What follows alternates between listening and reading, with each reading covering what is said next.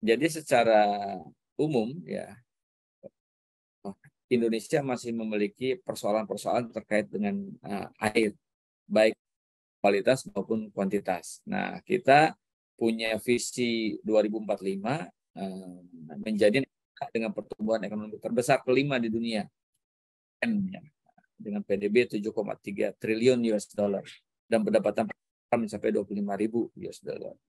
Nah, ini bisa dicapai apabila PDB tahunan rata-rata sebesar 5,7%. Apabila masalah air ini tidak tertangani, alih bisa mencapai target tadi, malah bisa turun ini ya.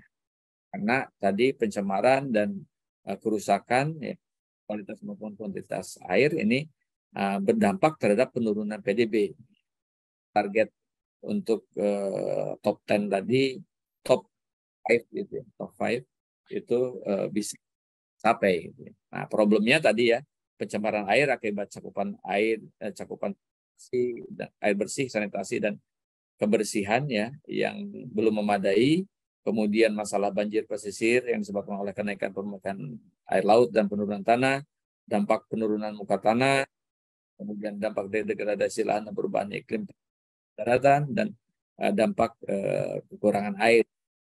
Problem-problem yang terkait dengan air, tidak hanya kualitasnya. Nah, kemudian studi World Bank juga menunjukkan bahwa ternyata hubungan antara kualitas air dengan PDB ini sangat erat. Jadi kalau angka konsentrasi BOD-nya yang mewakili kualitas air itu tinggi di hulu, maka nanti di hilirnya itu akan pertumbuhan PDB akan mengalami penurunan secara signifikan sebesar 16 poin. Gitu. Jadi pengendalian pencemaran yang tujuannya meningkatkan kualitas air juga akan berdampak terhadap peningkatan pertumbuhan ekonomi gitu ya. Nah, itu ini dari sisi kualitas air. Kemudian sekarang kita masuk ke sumber pencemar air. Nah, ini sumber pencemar air tentunya ada beberapa ya, beberapa jenis. Yang pertama dari domestik, nanti kemudian dari industri ya. Nah, yang dari domestik ini ada beberapa data yang terkait tadi dengan pencemaran dan bermasalahnya kita, terutama tadi ya dari fecal coliform dan jadi hanya sekitar 2% dari populasi di Indonesia yang jaringan saluran pembuangan. Jadi yang menggunakan pemipaan itu hanya 2% menurut catatan Bappenas. Nah, dari Indonesia, ini di Indonesia di kota-kota ya, hanya ada 13. Jadi hanya ada 13 dari 98 yang memiliki sistem saluran pembuangan. Nah, kurang lebih 4 sistem sedang dibangun, ya, terutama yang di Jakarta. Sekitar 10% penduduk Indonesia, 10% penduduk pedesaan masih melakukan buang air besar sembarangan. 88,6% populasi bergantung pada tangki kakus terbuka. Kemudian ini jumlah penduduk perkotaan Indonesia sebanyak 110 juta. 92,6% air limbah domestik perkotaan dibuang tanpa melalui proses pengolahan ke badan air. Nah, jadi bayangin 92,6% di perkotaannya. Kalau kita coba estimasi jumlah beban pencemar dari limbah domestik ini sekitar 1,5 juta BOD per tahun, ton BOD per tahun. Nah, kemudian 70% pencemaran air tanah di Indonesia berasal dari tangki kakus yang bocor. Oke. Nah, ini kalau kita bandingkan Indonesia, Jepang, dan Vietnam dari sisi pengolahan air limbah domestiknya, kita bisa bandingkan nih. Yang sentralisasi ya, itu di Indonesia baru 0,5%, ini tahun 2017. Di Jepang 75,8%, di Vietnam 11,5%. Nah, dibandingkan dengan Vietnam aja kita masih kalah jauh gitu ya. Tapi sistem pengolahan air limbah ada secara umum ada dua ya, tersentralisasi dan desentralisasi atau on-site system. Nah, kalau on-site system di Indonesia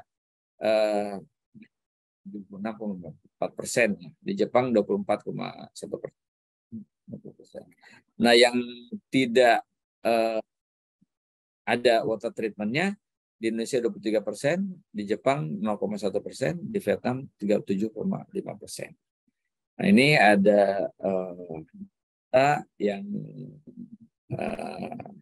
lebih detail ya berkaitan dengan pengolahan air limbah dengan berbagai macam sistemnya. Nah, ada yang tadi ya sistem offsite gitu yang menggunakan pengolahan air limbah, ada yang menggunakan apa namanya septic tank, kemudian nanti lumpurnya disedot dan diangkut ke apa namanya IPLT. Ada yang memang tidak pernah penyedotan lumpur kemudian diangkut ke IPLT. Nah, ini posisinya seperti ini. Ini data dari PUPR. Nah, tadi ya dari data dari Bappenas seperti ini. 2,6% ini dibuang, 5,4% ini diolah secara apa namanya desentralisasi. 2% yang dikelola secara sentralisasi. Nah, karakteristik air limbah Bapak Ibu mungkin sudah paham ini dari parameternya COD, COD, TSS, amonia, minyak lemak dan total coliform gitu ya. Kemudian tentunya ini tergantung dari kondisi ekonomi dan budaya masyarakatnya. Jadi range tinggi ya dari rendah sampai tinggi.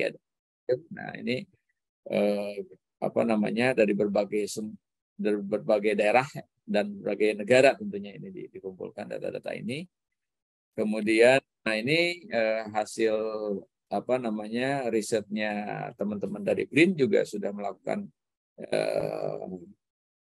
apa namanya identifikasi terkait dengan parameter-parameter, kemudian angka konsentrasinya baik yang diolah terpisah antara grey water ya, grey water itu dari toilet, dari mandi, dari cuci gitu, dengan yang dari black water yang dari kakus gitu ya. Nah, ada yang digabungkan gitu ya antara grey water dan tadi. Nah, ini di Indonesia, di Thailand, di Malaysia, di Singapura gitu. Nah, jadi ini angkanya bervariasi. Nah, itu tadi dari limbah domestik, Bapak Ibu kan tadi angka konsentrasi angka total coliform di sungai-sungai di Indonesia ini masih sangat tinggi melebihi baku mutu. Dan ini yang menjadikan indeks pencemaran banyak dicemaringan gitu ya.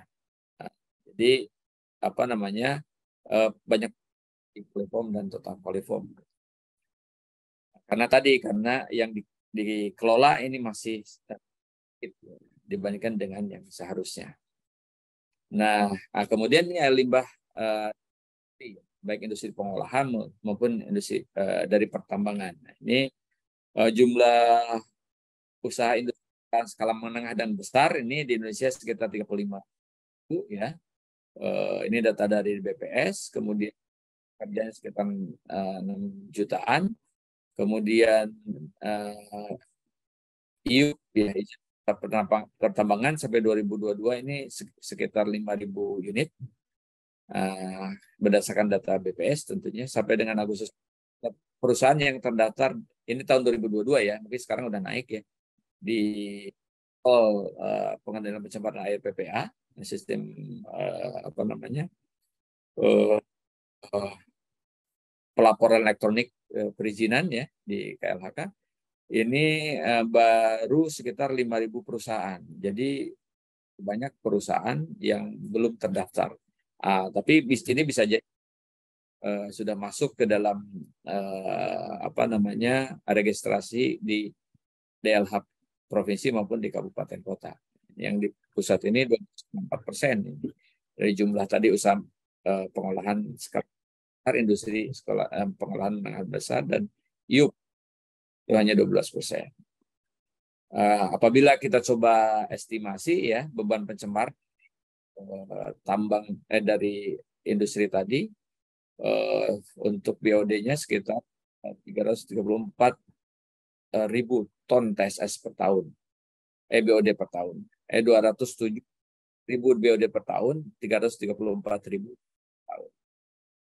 Nah, ini kalau kita estimasi, ya. Itu jumlah yang sangat besar yang membebani tentunya sungai-sungai yang ada di Indonesia apabila tidak treatment gitu ya.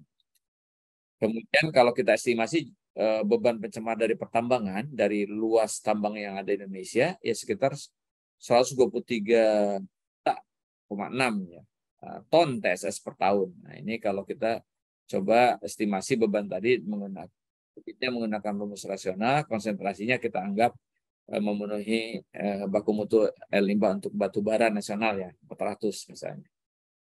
Kemudian, nah ini belum kita bicara usaha mikro dan kecil yang menghasilkan air limbah. Sekarang jumlah usaha mikro dan 4 jutaan, jumlah pekerjaannya 11 juta. Tidak semuanya menghasilkan air limbah. Tapi kalau misalnya setengahnya saja ini sudah jutaan, 2 juta, kita bisa bayangkan apabila ini tidak dikendalikan, maka ini juga akan membebani sungai-sungai kita gitu. Itu ini Bapak Ibu bisa lihat karakteristik air limbah dari tambang misalnya ya. Nah, ini TSS-nya, kemudian F-nya, ini MN-nya. Nah, ini angka sebelum mengalami pengolahan gitu ya. Kemudian setelah mulai pengolahan. Nah, kemudian ini untuk industri sawit. Ini yang masuk ke KLHK ini kebanyakan tambang batu bara, kemudian industrinya industri sawit gitu ya. Ini angka sebelum diolah, ini angka BOD-nya 25.000, COD-nya 50.000. Ini tentunya dari satu sumber ini. Tapi kalau data yang lain banyak juga yang 1.000 untuk BOD-nya. Bisa dibayangkan apabila ini tidak dikelola, tidak dikendalikan, maka ini akan masuk ke badan air dan membebani badan air kita sehingga kualitas air sungai di Indonesia ini akan terus mengalami tekanan. Kemudian ya dari industri kemudian dari domestik, kemudian ini dari rumah sakit nih, rumah sakit. Ini jumlah rumah sakit umum maupun khusus juga banyak dan klinik-klinik juga banyak. Nah, ini kita juga belum tahu nih berapa rumah sakit umum, rumah sakit khusus maupun klinik-klinik ini yang sudah mengelola air limbahnya, yang sudah mengolah air limbahnya. Dan seberapa bagus kinerjanya. Ini juga kita belum dapatkan informasinya. Kemudian selain itu akomodasi seperti hotel gitu ya, penginapan ini banyak di Indonesia dan jumlahnya tentu bertambah banyak. Dan ini sampai sekarang data-data terkait dengan air limbahnya ini belum tersedia. Apabila kita pukul rata ya dengan asumsi persentase keterisian kamarnya 5%, kemudian jumlah yang kita bisa identifikasi dari BPS, maka apabila tidak dikelola atau tidak diolah, menghasilkan beban pencemar 8,7 ribu BOD per tahun atau TSS 8.000. Oke.